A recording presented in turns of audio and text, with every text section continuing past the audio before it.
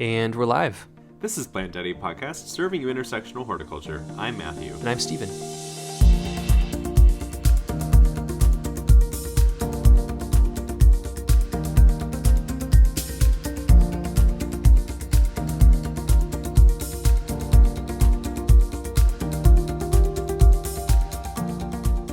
Alright, welcome to Plant Daddy Podcast Plant Profiles.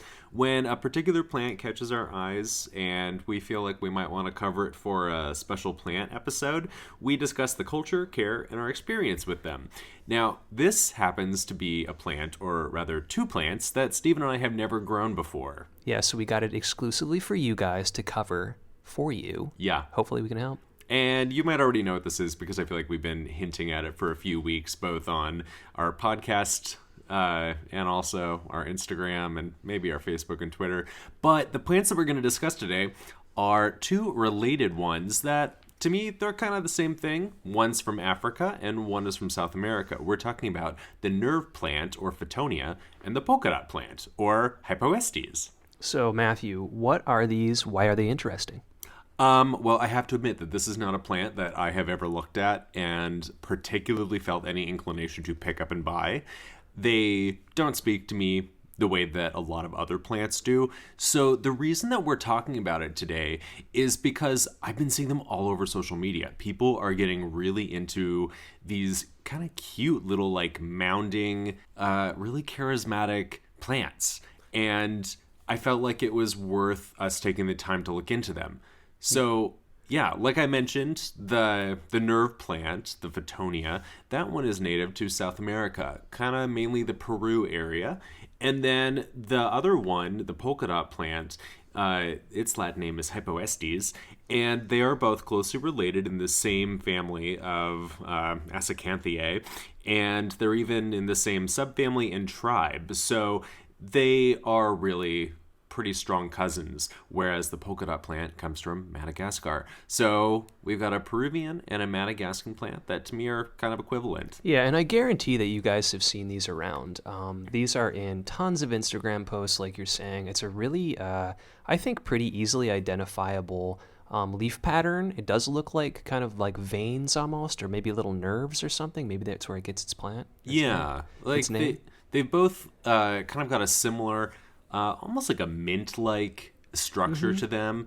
And I think that for the most part, they can be treated as roughly equivalent indoors. You'll see them sold a lot of the time, even without really a name attached. You'll maybe find them in 2 or 4 inch foliage plants labeled foliage plant. Yeah. But it's easy to tell what this plant is if you're aware of it, so that when you do come across them in like that little bargain section of Home Depot or any of your plant retailers, you'll know what this plant is pretty easily without any confusion.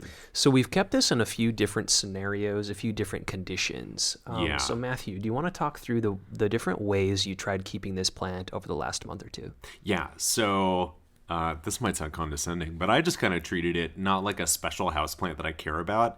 I treated it kind of the way that I assume anybody who just goes and impulse buys an attractive looking plant and then brings it home. That's kind of how I dealt with this plant, because I wanted to see how much stress I could put it through. So you and I both went down to the Seattle plant store, which is where our buddy Miles was able to hook us up with 2 of each, basically. So we have a polka dot plant and 2 different Fittonias. So I guess 3 plants. Fittonia. What did I say? Fittonia. Oh, whatever. Anyway, Fittonia. It's like Miles is here. Yeah, thanks. So I had a white Fittonia and a white polka dot plant. I went with a pink one. I kind of thought it might turn red on me, but I'll let you know how that went. Yeah, my guess is it didn't, because you could have bought a red one if you wanted a red one. Well, yeah, and I was not dissatisfied with the color in the end. So you grew it kind of as you would grow a plant that you just sort of picked up. You put it somewhere, right? Yep. So for me, I put it in a terrarium. I put one of them in there. So it was a covered glass vessel. There was standing water at the bottom of the vessel to provide more humidity. And I put this near a grow light so it had very consistent light as well. So I tried to really baby one of them. The other one I put near a window that has a little bit more humidity than the rest of my apartment does, but it wasn't treated any special way otherwise. I just sprayed it kind of when I remembered. Okay. So I would say results for me, I would really recommend growing this in the terrarium. I think you get sort of better foliage. Like I didn't get the cracking and kind of the brittleness that I felt like I got when it was outside of the terrarium, or that plant did. Okay. I think the color was a little bit better. It just kind of looks more like supple and sort of attractive as a foliage plant, which I think it is. Mm-hmm. I also had a flower happen in there, and that kind of describes my feeling maybe. A flower happened. I did really give it a chance. Matthew and I were talking about this earlier. I think, I don't really grow things for flowers, but I do have a fairly open mind. Like if an inflorescence is going to happen and I think it might be kind of strange or kooky, like I'll let it play out and kind of see, how I feel. This one was really pretty unsatisfying. I think it explains why you see so few pictures of these flowers around, Instagram and social media. Like they're just not very remarkable. Flowers won't happen all at once. They'll happen really one part of this, stalk will flower. It will then fall off. It's kind of messy. It doesn't have a fragrance. Just not something that I think I would try to promote. I am very tempted to clip it off, and I think I might do that after we're done recording here. Yeah, the floral structure on these is not attractive. It's kind of a disruption to the beautiful markings and shape of the leaves to me. Mm-hmm. And my polka dot plant didn't bloom, but my Fittonia did. And it basically sends up maybe a 2-inch tall spike that is kind of like this papery light green set of bracts. Yeah. And then little tubular white flowers kind of pop out. And like Steven said, they're very short-lived. A lot of them come in kind of sequential days, but then each of those little flowers then falls off, and then I had a tidy little pile of them in only a few days on my dresser. So yeah, I would probably cut the flowers off myself, just so that the plant didn't waste its energy, and also so that I had an unobstructed view of the plant at its most charismatic. Yeah. So did you notice any difference in coloration in the different places that you put it? Did light help, do you think? Did you notice that? Well, I actually kept them in really low light. It's a plant that likes low to medium light exposure.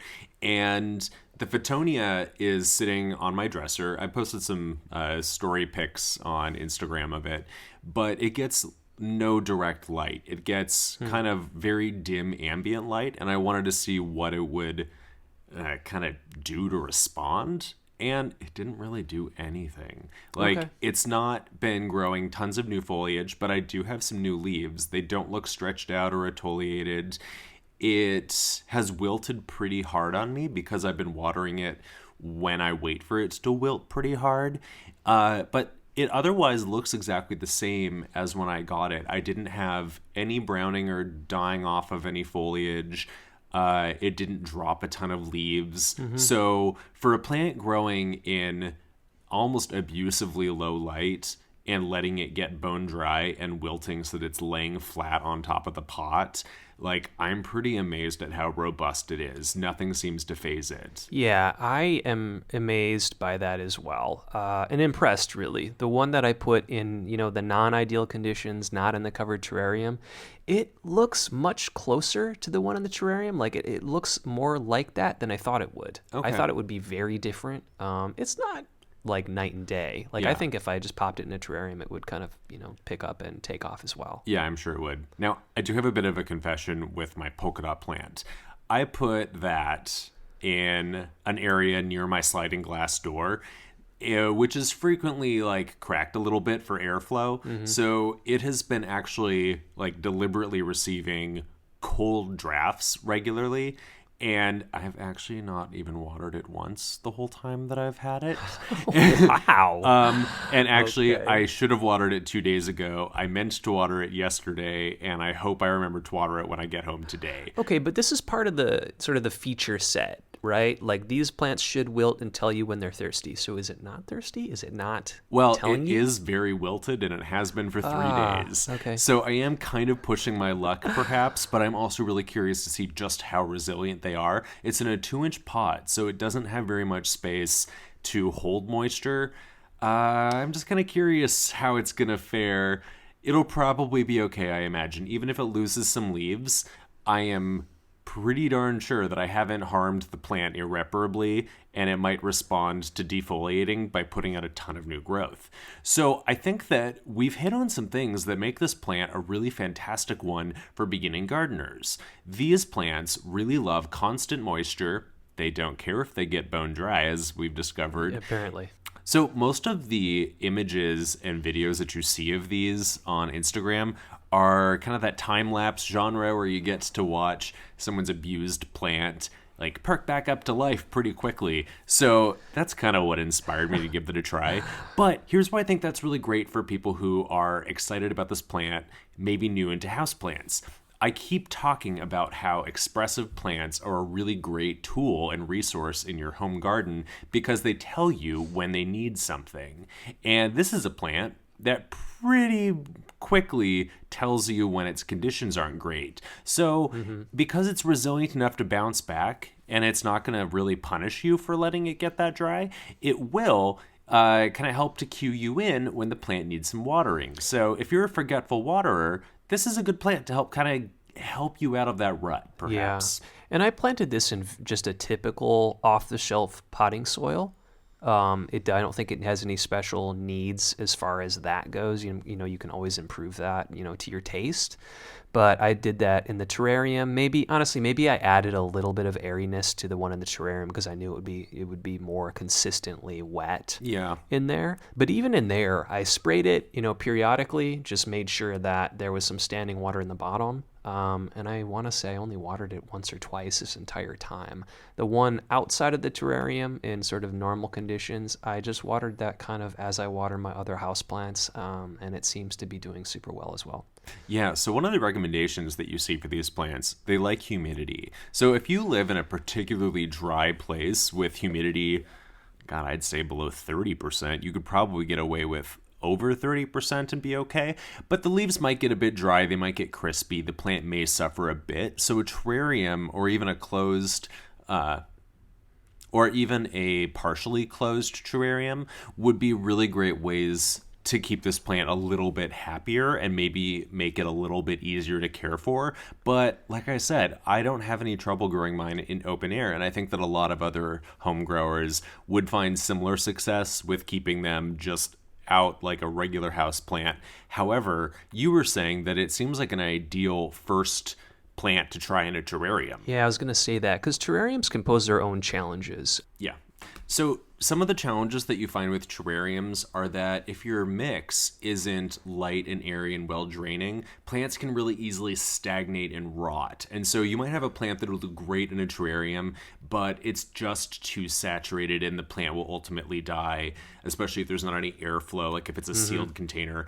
But the cool thing about these plants is that if you get that substrate right, they're going to be pretty okay. And they love that boost of humidity as long as they're not getting, tons of light that's going to make them burn or make them cook in that humid little environment. I think you're going to be pretty okay. Yeah, and really with the colors, I think it's a cool visual that it adds. Like there's a nice little streak of red, or there could be, some really nice white veining that you can add to a terrarium that, typically your plant selection might be a little more limited. Yeah, and I think that a really important thing about terrariums, because I really love enclosed planted environments, one of my, I don't know if it's a pet peeve or like a little screaming in my head, is that you can easily put a lot of plants in a terrarium and then find that they will very quickly outgrow that space. Like if you start with a calathea, it's going to love it. And then it's going to love it so much that within 2 months, it's way too big for your little vessel. So this is a plant that its mature form is small and tidy and compact. I think it's ideal because you're not going to have to do a ton of maintenance or pull it out and put it into a larger container down the road. Yeah. So what about color? We talked a little bit about this earlier. I really tried to push the color. So I tried putting it in higher light. I tried putting it in lower light. I'd read online that sometimes you can kind of fry the light or the color out of the foliage if you put it in too much. Yeah. I did not really find that. But you've got it like maybe a foot or two from an east window where it's fairly shaded from your eaves and other plants. Yep. So it is getting a lot of good light, but it's never seen direct sun for more than like an hour. Yeah, so my other one that's in the terrarium, I think, is closer in a bit higher light situation. Okay.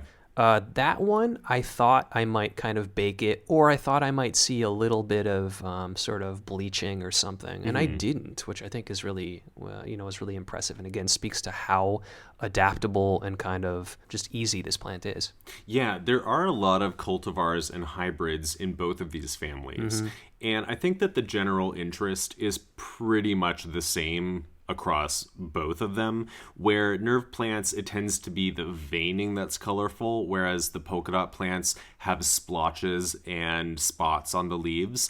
But both of these are plants that come from understories and jungle floors. So their natural light needs are in the low to medium range. And if you keep them super dark, you might see some of that color begin to disappear as the plant tries to get more chlorophyll to make use of the light. Yeah. But just like you said, they have really soft, tender leaves that will scorch in direct, hot sunlight. So if your plant gets dark green and you no longer have any color, it wants more light. If you scorch the hell out of it, oops, clip off those parts and just put it in a slightly dimmer spot. So we also tried propagating these. We had mixed success here, but technically you should be able to just start these from really, a stem cutting. I don't think leaf cuttings will work here. No. But stem cutting in water, I tried this with the polka dot plant, and for some reason it didn't work. We kind of looked at it, and they just don't always work. I think that's what that was. But Matthew, you had roots on yours that were put out, right? I have one root. Okay. Yeah, so Steven gave me a chunk of his red Fittonia, and I just put it in a shot glass with water under some grow lights, and it has looked fine, lush. The leaves aren't doing anything sad. And now it has one root that's coming out. It's maybe like an inch and a half long. And once I see maybe a couple more of those, then I'll pot it up in some loamy peat-based substrate and see how it does. Yeah, so great plant for your propagation stations. Yeah, now, and this is actually a really great thing because one of the drawbacks to these plants, and particularly the polka dot plant, they tend to get a little bit leggy and lanky over time. So it's a plant that has a tidy form, but you're going to want to maintain it a little bit. So if you're not into just replacing your plants regularly, and you start to notice that the lower stems are getting bare because they've been around long enough, you'll have like little clumps of greenery on the ends of each of the branches. Clip those off, root them, pot them up, and the plant below that now doesn't have anything actively growing should resprout. All right, so now all of our plant profile questions that we end with. Why do you think this is trending, Matthew? I think it's trending because people love their time-lapse videos, and I think that it is extremely fun to watch your plant perk back up after you've abused it to wilting. Yeah. My spathiphyllum, the peace lily, does this. This is now another plant that does that.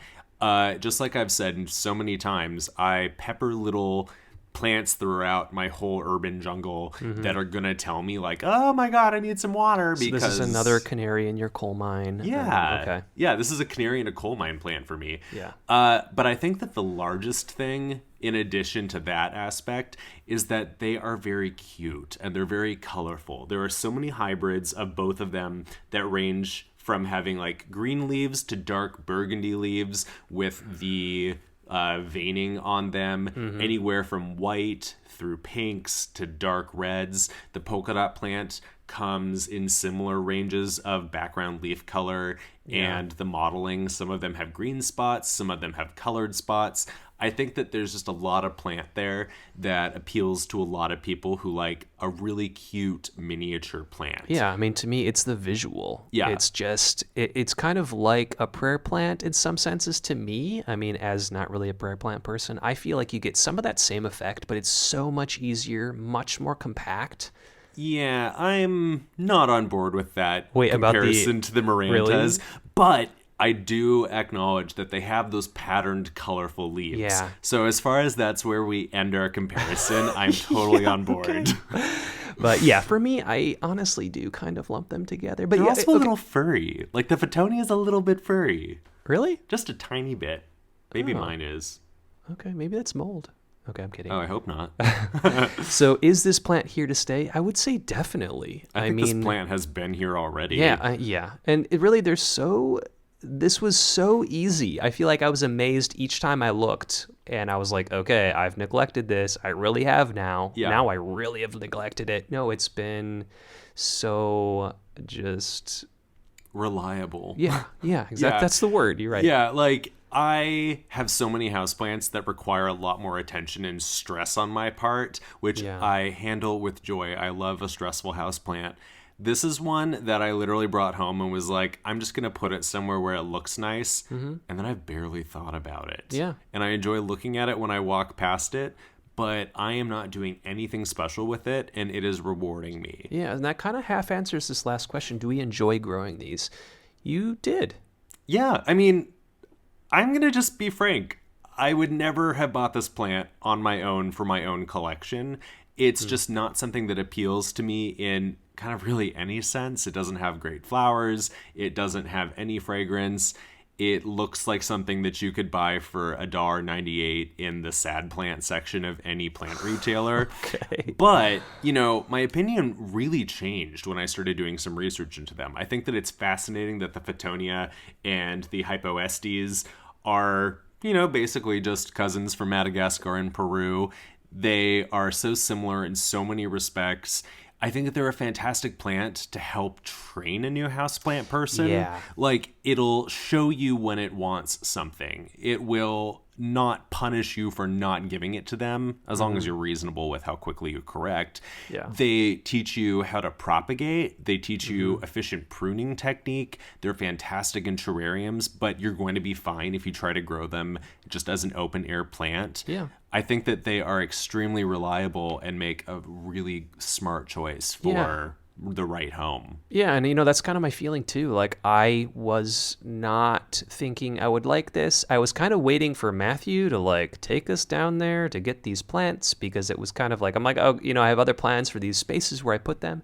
But gosh, I would definitely point someone who's new to plants, like you're saying, to these. I really think for, terrarium, this is definitely something that deserves a look if you're really at kind of any level of that. Yeah. And I think, I may not buy more of the exact same plant that I have, right? Like, I may kind of give these to people. I'm not, I'm just saying I'm not promising I'm going to keep these here, but I will look out in the future for some different cultivars or different colors that maybe I like. And, I'll feel pretty, good about getting them, honestly. I mean, it's such a non-stressor having these. Yeah. So here's a question that's not on our usual list. Uh-oh. Are you going to keep this plant now that we've grown it and covered it in a plant profile?